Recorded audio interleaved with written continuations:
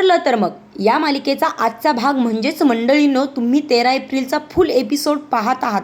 तर प्रेक्षकांनो, इथे सुरुवातीला बघा अधिराज आणि प्रिया हे दोघे जण एका कॅफेमध्ये आलेले आहेत आणि त्यावेळेस बघा अधिराज प्रियाला म्हणतोय की माझी एक अधिराज फॅशन म्हणून कंपनी आहे आणि त्या कंपनीमध्ये मी तुला जॉब ऑफर करतोय. त्या कंपनीमध्ये मी एक टीम आहे ती प्रेयर करतोय आणि त्या टीमसाठी खरंच तुझ्यासारखी इंटेलिजंट मुलगी हवी आहे.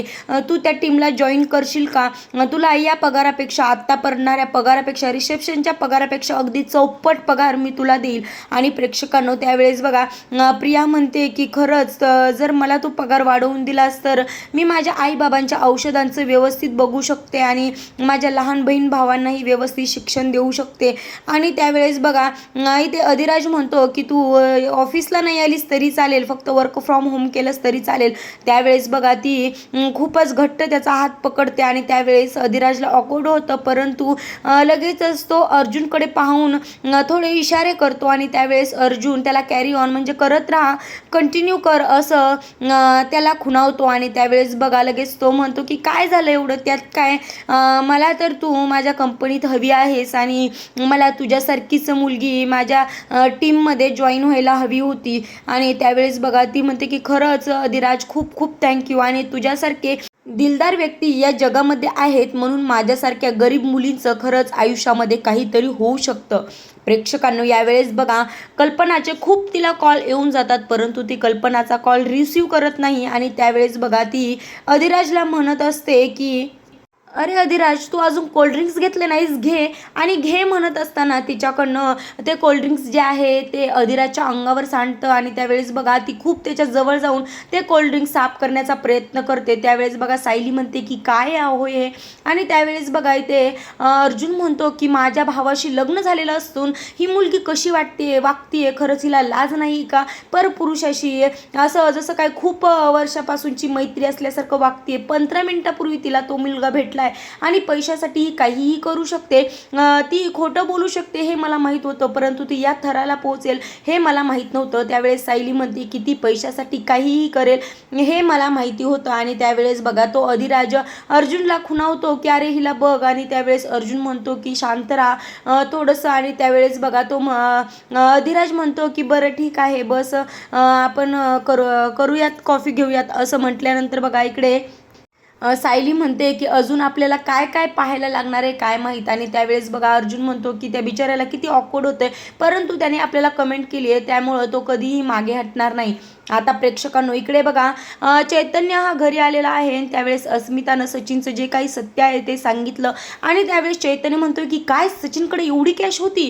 त्यावेळेस बघा अस्मिता म्हणते की हो, आणि एवढी कॅश बघून मलाही थोडंसं वेगळं जाणवलं आणि मलाही त्याच्यावर डाऊट आला, म्हणून मी डाऊट क्लिअर करण्यासाठी माझ्या सासूबाईंना फोन केला.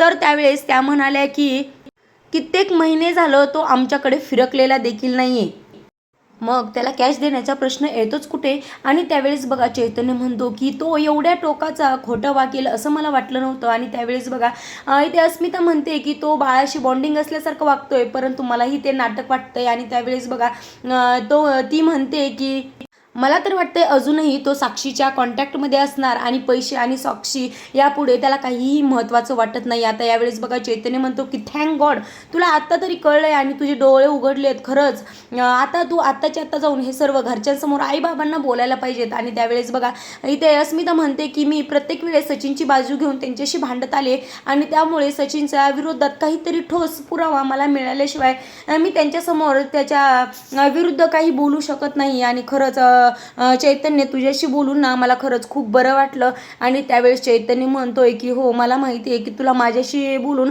थोडंसं हलकं झाल्यासारखं वाटत असेल. आता प्रेक्षकांनो, इकडे बघा ही प्रिया गेलेली असते आणि त्यावेळेस अधिराज या सायली आणि अर्जुनला जॉईन होतो. आणि त्यावेळेस तो म्हणतो की कसली खोटारडी मुलगी आहे, अरे ती कशी वागते की आत्ता 15 मिनिटापूर्वी आमची ओळख झाली, तिला तर असं वाटतंय की अगदी 15 वर्षापासून आम्ही दोघं एकत्र आहोत अशा पद्धतीने ती माझ्याशी वागत होती. आणि त्यावेळेस बघा अर्जुन म्हणतो की एखाद्या माणसाला जवळ करण्यासाठी प्रिया कोणत्या टोकाला जाऊ शकते हे माझ्यापेक्षा जास्त कोणीच ओळखू शकत नाही. आणि त्यावेळेस बघा प्रियाने अर्जुनला मिळवण्यासाठी काय काय प्रयत्न केले होते, कशा पद्धतीने त्याच्याशी वागत होती आणि कशा मूडमध्ये त्याच्याशी वागत होती, हे सर्व काही डिटेलमध्ये अधिराजला इथे अर्जुन सांगत असतो. आणि त्यावेळेस अर्जुन म्हणतो की शेवटी मी तिला मिळालं नाही म्हणून तिने माझ्या सख्या भावाशी लग्न केलं. आणि प्रेक्षकांनो यावेळेस बघा अधिराज म्हणतो की म्हणजे तुझ्या प्रेमाचं तिला काही कदरच नाही आणि डायरेक्ट तुझ्याशी लग्न न करता डायरेक्ट तुझ्या भावाशी लग्न करून ती मोकळी झाली आणि तुझं प्रेम ते असंच का.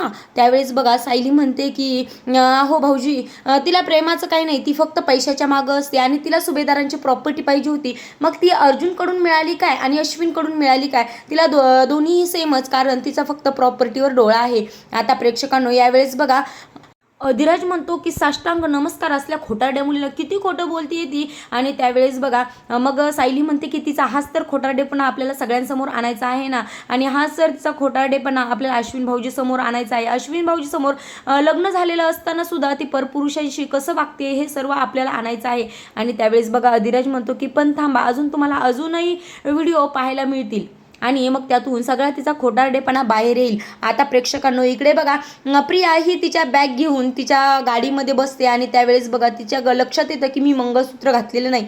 आणि त्यावेळेस मंगळसूत्र घालण्यासाठी छोटी पर्स शोधते, पण छोटी पर्स काही सापडत नाही. मग त्यावेळेस तिला आठवतं की माझी पर्स कॅफेमध्ये पडली असेल आणि त्यावेळेस ती म्हणते की नशीब कॅफे देखील जवळ आहे. आणि त्यावेळेस बघा ती त्या दोन्ही पिशव्या घेऊन, ज्या वाहन सामान भरलं त्या पिशव्या घेऊन त्या कॅफेमध्ये परत जाते. ते तिचं पाकिट आहे ते शोधण्यासाठी. आणि प्रेक्षकांनो यावेळेस बघा इथे अर्जुन, अधिराज आणि सायली हे एकत्र बसलेले असतात आणि त्याच वेळेस प्रिया देखील ती आतमध्ये येते, परंतु चुकून एका वेटरचा तिला धक्का लागतो आणि त्यावेळेस ती वेटरवर एवढी जोरजोरात ओरडत असते, तुला दिसत नाही का, एवढी 5.5 फुटाची मुलगी तुझ्या समोर असताना तुला बघितली नाही का, तुला दिसली नाही का.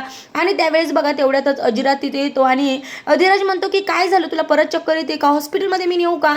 त्यावेळेस ती म्हणते की नाही अरे माझं चुकून त्याला धक्का लागला आणि मी त्याला सॉरी बोलत होते आणि त्याच्याकडनं नाही, माणसाकडनं चूक होणार नाही तर कोणाकडनं होईल. आणि त्यावेळेस बघा ती अधिराजला विचारते की काही तुझं हॉस्पिटल पण आहे. त्यावेळेस अधिराज म्हणतो की त्याचं काही इथं हे नाही आहे, चल आपण आत्ताच्या आत्ता हॉस्पिटलमध्ये जाऊयात.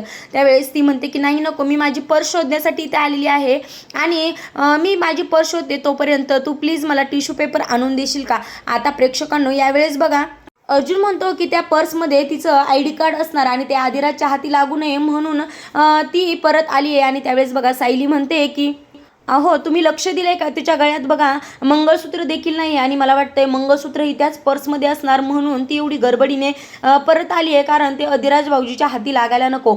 आता प्रेक्षकांनो त्यावेळेस बघा इथे प्रियाला ती पर्स आहे ती सापडलेली आहे आणि त्यावेळेस ती अगोदर चेक करते की माझं मंगळसूत्र आणि ID कार्ड आहे का नाही. आणि तेवढ्यातच बघा अधिराज येतो आणि तेव्हा ती लगेच गडबडीने ते ऑर्डर ठेवून देते आणि अधिराज म्हणतो की चल मी तुला सोडायला येतो का, कॅब बुक करून देऊ की डायरेक्ट तुझ्या घरी सोडायला येऊ. त्यावेळेस ती म्हणते नाही नको, माझी मी जाईन. मग तेव्हा अधिराज म्हणतो पण उद्या माझ्याशी नक्की भेटशील ना, मला भेटायला उद्या नक्की येशील ना. त्यावेळेस बघा प्रिया म्हणते की हो अरे पहिलं मला जाऊ दे तर इथून. त्यावेळेस बघा अधिराज म्हणतो बरं चल मी तुला सोडवायला येतो, कमीत कमी तुला कॅबमध्ये तरी बसवून देतो, चल आपण जाऊयात. असं म्हणून बघा प्रेक्षकांनो ते दोघेही त्या कॅफेमधून बाहेर पडतात आणि इथून अधिराजला कन्फर्म करायचं असतं की खरंच प्रिया घरी जाते का नाही, त्यामुळे तिला तो कॅबमध्ये बसून देण्यासाठी जातो. आता प्रेक्षकांनो इकडे बघा अस्मिताताई कळतंय ग मला माहिती आहे जर आपण एखाद्या व्यक्तीवर खूप मनापासून प्रेम करतोय आणि त्याच व्यक्तीने जर आपल्या पाठीत सुरा खुपसला तर काय फील येतं. तुला सांगू का, मी साक्षीवर खरंच खूप मनापासून प्रेम करत होतो आणि ज्यावेळेस मला कळलं की साक्षी ही खोटारडी आहे तेव्हा माझी काय अवस्था झाली होती तुला काय सांगू. आणि खरंच मी आमच्या दोघांच्या विषयी खरंच खूप मोठमोठे स्वप्न बघितले होते, आमची फॅमिली असेल, बायको असेल, मूलबाळ असेल, एवढ्या स्वप्नांपर्यंत मी पोहोचलो होतो ग, पण माझ्या हाती काय लागलं, फक्त निराशा आणि दुःख. मग त्यावेळेस बघा प्रेक्षकांनो अस्मिता त्याला विचारते की मग तू या सगळ्यातून कसा बाहेर पडलास. त्यावेळेस बघा चैतन्य म्हणतो की मी फक्त स्वतःच्या मनाला समजलो की अशा खोटारडेपणावर उभं राहिलेलं कोणतंच नातं कधीच टिकत नाही आणि ते नातं आपल्याला कधीच नकोय आणि त्यामुळे मी माझ्या मनाला समजूत काढली आणि मी त्याच्या सर्वातून बाहेर पडलो. आणि अस्मिता ताई तूही या सर्वातून बाहेर पड, दुसऱ्या कोणासाठी नाही पण कमीत कमी तुझ्या या गोंडस बाळासाठी तरी बाहेर पड.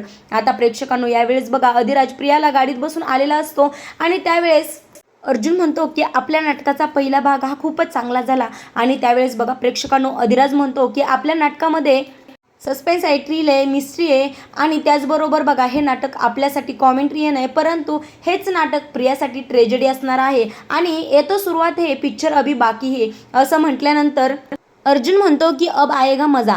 आता प्रेक्षकांनो इकडे बघा, तो प्रियाचा जो माणूस आहे संतोष, तो शांतावर बारीक लक्ष ठेवून असतो आणि त्यावेळेस त्याला शांता एका हॉस्पिटलच्या बाहेर दिसते आणि त्यावेळेस बघा मग तो लगेचच प्रियाला कॉल करून सांगतो की शांता तिच्या घरी आलेली नाहीये, परंतु ती एका मला हॉस्पिटलमध्ये दिसलेली आहे. आणि त्यावेळेस बघा प्रिया म्हणते की बरं ठीक आहे, तू तिच्यावर बारीक लक्ष ठेव. आणि त्यावेळेस बघा तो संतोष जो आहे तो शांताचा पाठलाग करत असतो, परंतु एक रिक्षा आडवी येते आणि त्या रिक्षेच्या नादामध्ये ती शांता त्याच्या हातून निसटून जाते. आणि प्रेक्षकांनो त्यावेळेस लगेच तो प्रियाला म्हणतो की शांता निसटली. त्यावेळेस प्रिया म्हणते की अरे निसटून जायला काय, ती उडून गेली का काय, शोध तिथेच. त्यावेळेस तो म्हणतो की नाही ती इथे नाही. तेव्हा प्रिया म्हणते की तू जर हे काम केलं असतं तर मी तुला अजून पैसे वाढवून दिले असते. आणि आता नीट ऐक, इथून पुढे डोळे आणि कान नेहमी उघडे ठेवून तिच्यावर बारकाईने लक्ष ठेव.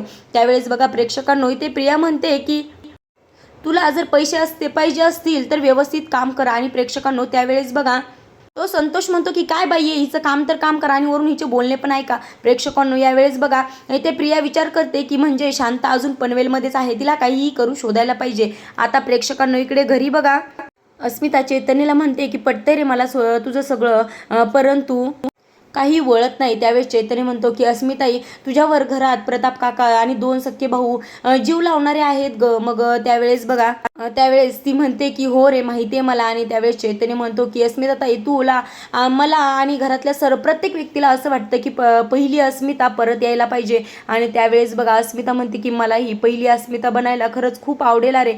आणि त्यावेळेस बघा इथे चैतन्य म्हणतो की मग तुला माझ्याशी आणि मला बाळाशी खूप खूप गप्पा मारायला पाहिजेत. आणि ज्यावेळेस अश्विन चैतन्य आणि अर्जुनमध्ये जर रेस लागेल त्यावेळेस बाळाचा फेवरेट मामा कोण, तेव्हा बाळ म्हटलं पाहिजे की चैतन्य मामा जिंकला पाहिजे. आणि त्यावेळेस बघा अस्मिता म्हणते की यामध्ये मी तुझी मदत करेल. प्रेक्षकांनो तेवढ्यातच बघा कल्पना आलेली असते आणि ती खरंच खूप चिडलेली असते. तेव्हा ती चैतन्यला म्हणते की चैतन्य तू इथे अजून अर्जुन शैली कशा काय नाही आले, आत्ताच्या आत्ता त्यांना कॉल कर बघू, ते माझा कॉलही रिसीव्ह करत नाहीत. त्यावेळेस बघा ते चैतन्य म्हणतो की अगं मावशी पॅनिक होऊ नको, येतील ते, तो आत्ताच मला बोलला आहे की मी येतोय थोड्या वेळात म्हणून. त्यावेळेस बघा इथे अस्मिता म्हणते की अगं आई किती काळजी करतेस, येतील ते आत्ता, त्यांच्या काम असेल काहीतरी म्हणून तर ते फोन रिसीव्ह करत नाहीत.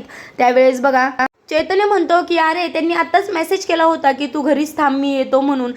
तेव्हा तरी कल्पना म्हणते की नाही मला काही ऐकायचं नाही, तू आत्ताच्या आत्ता अर्जुनला कॉल कर.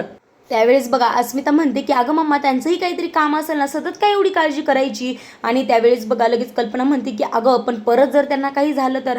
आणि प्रेक्षकांनो यांचं हे बोलणं चालू असताना तेवढ्यातच बघा प्रिया येते आणि ती म्हणते की आई ग असं करून चेअरवर बसते. आणि त्यावेळेस बघा ती म्हणते की काय झालं, एवढे सर्वजण का अपसेट आहात. आणि त्यावेळेस बघा इथे कल्पना म्हणते की चैतन्य तू आधीच्या आधी अर्जुनला कॉल कर बघू. तेव्हा लगेच इथं प्रियाला मॅटर कळतो आणि ती म्हणते की म्हणजे मी गेल्यानंतर अर्जुन सायली बाहेर गेले होते, आता याच मोक्याचा फायदा उठवला पाहिजे. आता प्रेक्षकांनो इकडे बघा सचिनने एका वकिलाच्या मुलीला किडनॅप केलेला आहे आणि त्या मुलीच्या नावाखाली तो वकिलाला महिपत आणि नागराजची केस घेण्यासाठी सांगतो आहे. आणि त्यावेळेस बघा तो वकील म्हणतोय की हो मी घेईन तुमची केस, मी पाहिजे त्या व्यक्तीला बाहेर काढेन, पण प्लीज माझ्या मुलीला सोडा. आता प्रेक्षकांनो हे सचिनचं जे रूप आहे ते साक्षीला देखील घाबरवणार आहे. आणि त्यावेळेस ती म्हणती मी सचिनला किती साधा माणूस समजलो होतो, पण तो खरंच अण्णाच्याही वरच्या लेवलचा आहे. आता प्रेक्षकांनो यावेळेस बघा सचिन व्हिडिओ कॉलवरून त्या वकिलाला धमकावत असतो, जोपर्यंत तू काम करत राहशील तोपर्यंत तुझ्या मुलीचा श्वास चालू राहील, जेव्हा तू माझं काम करायचं सोडशील तेव्हाच मी तुझ्या मुलीचा श्वास संपवेन, माझा जो माणूस तिथं आहे तिथे तुझी साईन दे, वकील पत्र स्वीकार, असं म्हटल्यावर तो वकील लगेचच साईन देतो. आता प्रेक्षकांनो इकडे बघा प्रिया ही अर्जुन सायली नाही आहेत म्हणल्यावर काहीतरी आणते आणि कल्पनाला घाबरवण्याचा प्रयत्न करते, पण तेवढ्यातच बघा अर्जुन सायली तिथे आलेले असतात. आणि त्यावेळेस प्रिया म्हणते की एवढं तुम्हाला सांगूनही तुम्ही बाहेर कशाला जायचं, तर आई किती काळजी करत होती. आणि त्यावेळेस बघा सायली म्हणते की आई मी तुम्हाला सांगून गेले होते ना आमची डॉक्टरच्याकडे आज अपॉइंटमेंट होती. त्यावेळेस बघा कल्पना म्हणते की हो अगं मला माहिती होतं, सांगूनही गेलात, परंतु तुम्हाला यायला वेळ झाला आणि तुम्ही माझा कॉलही रिसीव्ह केला नाही ना, म्हणून मी थोडीशी पॅनिक झाले. त्यावेळेस बघा इथे प्रिया मनात विचार करते की म्हणजे ह्यांना आज डॉक्टरकडे अपॉइंटमेंट होती, जर असेल थोडासा वेळ असेल. आता प्रेक्षकांनो यावेळेस बघा चैतन्य म्हणतो की बरं मावशी आता आलेत ना ते, थोडं शांत राहा, त्यांना आत तर येऊ दे. त्यावेळेस बघा अर्जुन म्हणतो की चैतन्य, तुला माहिती आहे ना, मम्मा पहिल्यापासूनच अशी आहे. मी कॉलेजमध्ये असताना जोपर्यंत मी घरी येत नाही तोपर्यंत ती किती वेळा कॉल करायची. आणि त्याचबरोबर अस्मिता देखील म्हणते, हो मी पण मैत्रिणीकडे अभ्यासाला गेली की त्यांच्या घरी खूप वेळा कॉल करून विचारायची. आणि त्यावेळेस बघा इथे कल्पना म्हणते की अस्मिता तू तर काही बोलूच नको, तुझा मुलगा जेव्हा शाळेत जाईल ना तेव्हा तुला कळेल. यावेळेस बघा इथे अर्जुन म्हणतो की एवढंच नाही, ती डॅड जरी घरी नाही आले, डॅडला यायला उशीर झाला तरी डॅडला पण खूप वेळा कॉल करायचे. आणि त्यावेळेस डॅडचे फ्रेंड्स डॅडला चिडवायचे की बघ तुझी बायको किती काळजी करते, तुझ्यावर किती प्रेम आहे. त्यावेळेस बघा कल्पना म्हणते, हो का डॅड असे म्हणायचे का, येऊ दे त्यांना, मी बघतेच त्यांच्याकडे. प्रेक्षकांनो यावेळेस बघा सायली म्हणते की सगळेजण इथं आईला चिडवू नका बरं, आईच्या काळजीला तुम्ही अजिबात मस्करीमध्ये घेऊ नका. यावेळेस अर्जुन म्हणतो की बायको तू आत्तापर्यंत माझ्या टीममध्ये होती आणि लगेचच टीम देखील चेंज केलीस. त्यावेळेस बघा ती म्हणते की नाही, आईच्या बाबतीत मी काहीही सहन करू शकत नाही. प्रेक्षकांनो यावेळेस चैतन्य म्हणतो की अरे अर्जुन, नवऱ्यापेक्षा सासू जास्त महत्त्वाची असते, कारण नवऱ्याची समजूत काढता येते परंतु सासूला जर राग आला तर सुनेचं कठीण आहे.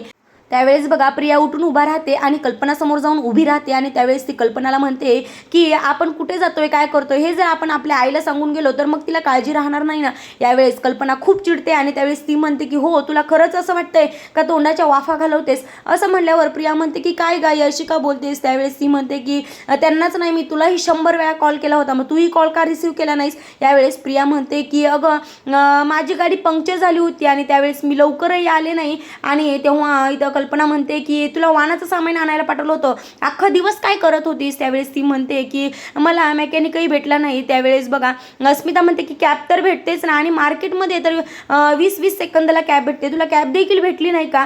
त्यावेळेस बघा प्रिया म्हणते की मी जे सांगते ते सर्व काही सत्य आहे, तुम्हाला विश्वास ठेवायचा असेल तर ठेवा, नाहीतर नका ठेवू, जाते मी फ्रेश व्हायला. असं म्हणून बघा प्रेक्षकांनो प्रिया फ्रेश व्हायला जाते. त्यावेळेस अस्मिता म्हणते की या प्रियाचं काही होणार नाही. आता प्रेक्षकांनो इकडे बघा अर्जुन म्हणतो की आई मला तर वाटलं तू प्रियाला डायरेक्ट उठाबशा काढायला लावतेस का काय. त्यावेळेस बघा कल्पना म्हणते की तू माझी मस्करी करतोयस की प्रियाची. त्यावेळेस अर्जुन म्हणतो की प्रियाची तर अजिबात करत नाही, पण तुझी कधी कधी मस्करी करू शकतो. असं म्हटल्यावर बघा कल्पना म्हणते की थांब मी तुला फटकेच देते. असं म्हणून त्या दोघांची आता मस्ती चालू असते. आता प्रेक्षकांनो इकडे जो हवालदार आहे तो मोबाईल घेऊन आलेला आहे आणि तो महिपतला म्हणतोय की साक्षी मॅडमने एक व्हिडिओ पाठवला आहे. आणि प्रेक्षकांनो महिपत तो व्हिडिओ बघतो तर त्या व्हिडिओमध्ये सचिन त्या वकिलाला काम करण्यासाठी कसं प्रवृत्त करतं असं त्या व्हिडिओमध्ये असतो. आणि त्यावेळेस बघा इथं महिपत व्हिडिओ बघून झाल्यानंतर मोबाईल त्या हवालदाराकडे आणून देतो आणि त्या हवालदाराला तिथून जाण्यासाठी सांगतो. आता प्रेक्षकांनो महिपत नागराजला म्हणतो की नागराज साक्षीला पटकन फोन लाव रे. त्यावेळेस साक्षीला फोन लावतो, तो मोबाईल जो आहे तो ग्लासमध्ये ठेवतो आणि तो ग्लास जो आहे तो तोंडाजवळ नेतो. आणि त्यावेळेस साक्षीला फोन लावल्यावर तो म्हणतो की साक्षी मोबाईल स्पीकरवर टाक. आणि मोबाईल स्पीकरवर टाकल्यानंतर इथे तो म्हणतो की दीक्षित आहे ना. त्यावेळेस तो म्हणतो की हो अण्णा मीच बोलतोय. आणि मग व्हिडिओ बघितला का. त्यावेळेस इथं महिपत म्हणतो की अरे व्हिडिओ बघितलाय म्हणूनच फोन केलाय ना दीक्षित. असं म्हटल्यावर प्रेक्षकांनो तो म्हणतो की दीक्षित तू जे केलंस ते साक्षीला कधी जमलं नसतं. त्यावेळेस बघा साक्षी म्हणते हो अण्णा मला हे कधी जमलं नसतं आणि या सचिनचं जे खरं रूप आहे तेही हळूहळू मला दिसायला लागले. असं म्हणल्यावर बघा प्रेक्षकांनो अण्णा आणि साक्षी हे फोन कट करतात. आता इकडे बघा ही फ्रेश होऊन आल्यानंतर प्रिया त्या शांताला काहीही करून पकडण्याचा विचार करत असते. आणि तेवढ्यातच बघा अश्विनचा कॉल येतो आणि अश्विन म्हणतो की प्रिया तू घरी आलीस का, मला यायला थोडा वेळ होणार आहे कारण मी खूप ट्रॅफिकमध्ये अडकलो आहे आणि इथे जी दुकानी आहेत लिगलीवाली त्यांचं बांधकाम त्यांचं काम पाडायचं काम चालू आहे आणि त्यामुळे मला घरी येण्यासाठी वेळ होणार आहे. आता प्रेक्षकांनो यावेळेस बघा प्रिया म्हणते की अरे अश्विन तू काय बोलतोयस ते काहीच कळत नाही त्यामुळे फोन कट कर. आणि त्यावेळेस बघा फोन कट झाल्यानंतर प्रियाच्या डोक्याची ट्यूब पेटते आणि त्यावेळेस ती म्हणते की या मूर्ख अश्विनमुळे मला काहीतरी फायदा झाला. आता प्रेक्षकांनो तिचा फायदा असा आहे की ती एक कोर्टाची नोटीस शांताच्या घरावर लावते जेणेकरून शांता ही घरातून बाहेर पडेल. आता प्रेक्षकांनो उद्याच्या भागामध्ये काय होणार आहे आपण ते उद्या डिटेलमध्ये पाहूयात. आजचा भाग आवडला असेल तर लाईक करा आणि उद्याचा भाग पाहण्यासाठी आपल्या या चॅनेलला नक्की सबस्क्राईब करा. भेटूयात पुढच्या व्हिडिओमध्ये, तोपर्यंत धन्यवाद.